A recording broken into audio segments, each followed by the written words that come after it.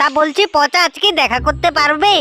বাল যাবো দেখা করতে গেলে শরীরে ছুতেও দেয় না। কি ভাবছো পচা? আরে না গো, আজকে না শরীরটা বেশি ভালো লাগছে না, তাই আজকে আর দেখা করব না। ও ঠিক আছে, শরীর না ভালো লাগলে দেখা করতে হবে না, বাড়িতে বসে বিশ্রাম করো। দেখা করতে বলছিলাম কারণ আজকে মা আর বাবা বিয়ে বাড়িতে চলে যাবে, আমি বাড়িতে একা একা থাকবো তাই বলছিলাম। আর সত্যি কথা বলতে আজকে ওইগুলা করার খুব ইচ্ছে করছিল। কি সোনালি, কি করার ইচ্ছে করছে? ভাদা মাছটা যেন উল্টে খেতে জানো না।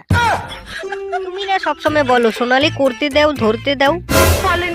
ও তার মানে আজকে এগুলো করার জন্য দেখা করতে বলতেছে। ও ঠিক আছে, চাপ নাই, আমি এক্ষুনি আসতেছি। তুমি কি করে আসবে? তোমার না শরীর ভালো না। থাক, শরীর খারাপ লাগলে আসতে হবে না। কে বলছে আমার শরীর ভালো না? মানে ভালো না, কিন্তু অত খারাপ না, আমি আসতেছি। ঠিক আছে, তাহলে আসার সময় একটা কন্ডোমের প্যাকেট নিয়ে আইসো। কন্ডোম ছাড়া কিন্তু এগুলো করা যাবে না। আরে এটা নিয়ে তোমাকে ভাবতে হবে না, আমি সবকিছু নিয়ে আসতেছি। ঠিক আছে, তাহলে রাখছি, তুমি তাড়াতাড়ি চলে আসো।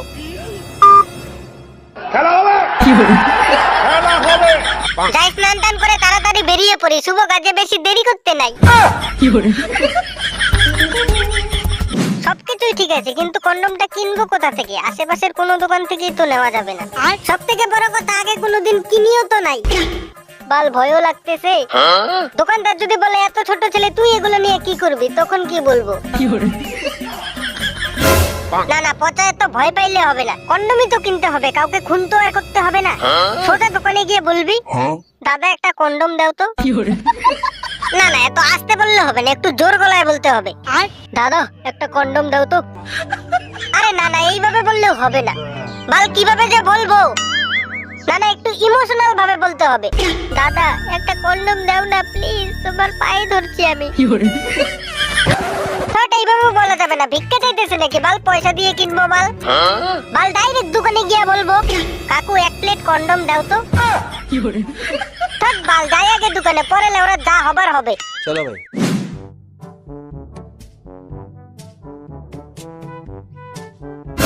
এই তো বারে একটা ওষুধের দোকান, যাই এই দোকানে গিয়েই প্রথম ভৌনিটা করি। না না, ডাইরেক্ট গিয়েই বলা যাবে না, মালটা আমাকে চিনতেও তো পারে। ভাই রিস্ক নেওয়া যাবে না। অবশ্য মনে হয় না চিনবে, কারণ আমি এই মালটাকে মনে হয় না কোনোদিন দেখছি। যাই হোক, আরেকটু সামনে যাই। কি রে, তুই শ্যামলদার ছেলে পচা না? এই গার মেরেছে, যা ভেবেছিলাম তাই। কাকু তুমি চেনো আমাকে? আরে বোকা, তোকে চিনবো না আমি? তোর বাবার সাথে তো আমার প্রায়ই দেখা হয়। অবশ্য তোর বাবা ওই দিন আমাকে তোর ফটোটা দেখাইলো, না হলে তো চিনতামই না। তা বাবা ওষুধ টষুধ কি কিছু লাগবে নাকি? আরে না না কাকু, আমি কিসের ওষুধ নিব? আমি তো এমনি ঘুরতে ঘুরতে এদিকে চলে আসলাম। ভাড়া যেটা লাগবে সেইটা তো তোমার কাছ থেকে নেওয়া যাবে না। ঠিক আছে কাকু, তাহলে আমি আসি। ঠিক আছে, দোকানে আর কি বলবো তোকে, তোর বাবার সঙ্গে একদিন আমাদের বাড়িতে আসিস। আচ্ছা কাকু, অবশ্যই আসবো। লেউরা ভাগ্যিস ওই দোকানে গিয়ে ডাইরেক্ট কন্ডমের কথা বলি নাই, না হলে কি পদ্মারাটা যে খেতাম তা তোমাদের বলে বোঝাতে পারবো না।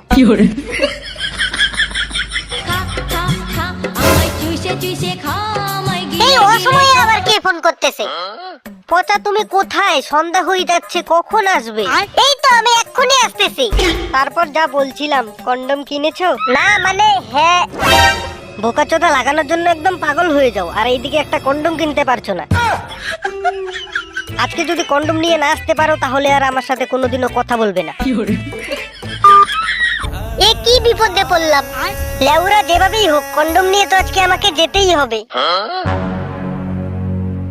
গুগল ম্যাপে তো এইখানেই একটা ওষুধের দোকান দেখাচ্ছিল, কোথায় গেল বাড়া?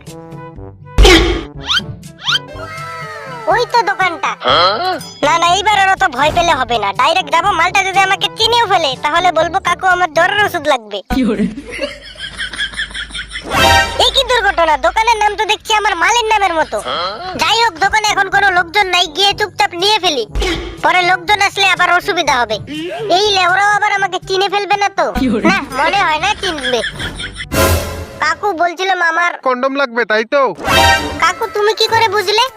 আরে 35 বছর ধরে এই দোকানটা চালাচ্ছি, মানুষের মুখ দেখেই বুঝে যাই কার কি লাগবে। এই নে চকলেট ফ্লেভারটা নিয়ে যা। থ্যাংক ইউ কাকু, তুমি আমার অনেক বড় একটা উপকার করলে। প্রথমবার? হ্যাঁ হ্যাঁ কাকু। শোন, প্রথমেই ডাইরেক্ট গর্তের মধ্যে লাফালাফি শুরু করিস না। প্রথমে হাতাহাতি চাপাচাপি, মানে বুঝতেছিস তো? তারপর গার্লফ্রেন্ড নাকি বৌদি? গার্লফ্রেন্ড কাকু। তাহলে তো পুরো কচি মাল, পুরা লাগাবি বুঝলি, যতক্ষণ পারিস ততক্ষণ লাগাইতেই থাকবি। এই বোকাচোদার জ্ঞান শুনতে শুনতে ওইদিকে সন্ধ্যা হয়ে যাবে, যাই তাড়াতাড়ি কেটে পড়ি। কাকু ঠিক আছে, তাহলে আমি আসি। আচ্ছা শোন, অন্য কোনো দিন যদি লাগে তাহলে সোজা আমার এখানে চলে আসবি, আমার দোকান সবসময় খোলা থাকে, চাপ নেই।